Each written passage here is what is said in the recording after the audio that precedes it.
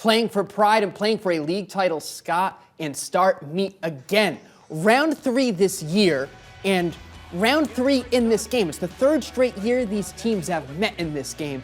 Bulldogs moving the ball around early, slips the seam down to Daryl Barnett, makes the extra pass to Carnell Smith.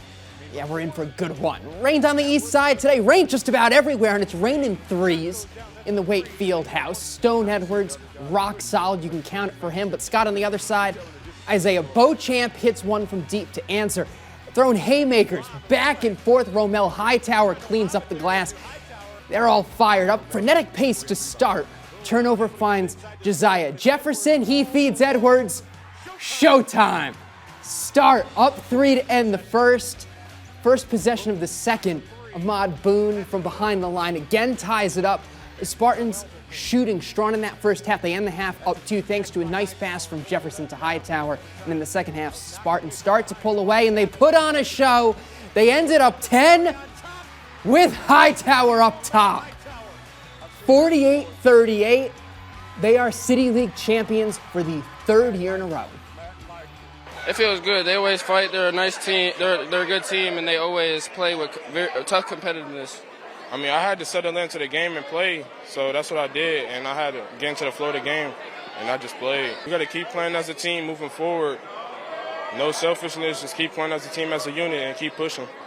It was special because of all the stuff that we had to deal with this season. We had a lot of ups and downs with the players, with myself. Lost my father. It was times where I couldn't even be at practice, and that's rare for me. I haven't missed a practice in 7 years.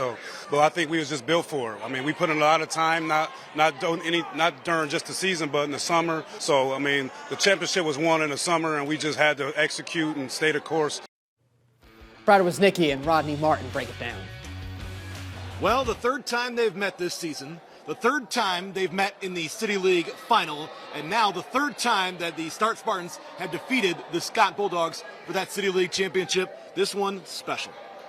It's special for Matt. It's 3 in a row, and it's special for the kids and everything else. But when I sit back and I think of it on a personal note, his father passing, the emotion that he's going through, and everything else, it's a great situation for him, Start Spartan, and the whole city of Toledo. It's a good situation for him. And we came into this game knowing that in the preseason poll, this was 1 versus 2. And the 2 meetings during the regular season, well, the first time around definitely went in Start's favor. The second time around, Scott had their opportunities. We weren't sure how exactly this game was going to play out, but Start in that 3rd quarter took control. Well, they took control. They switched up the defenses. Matt does a great job of that. And at the same time, he controls his tempo. He does things at his own pace.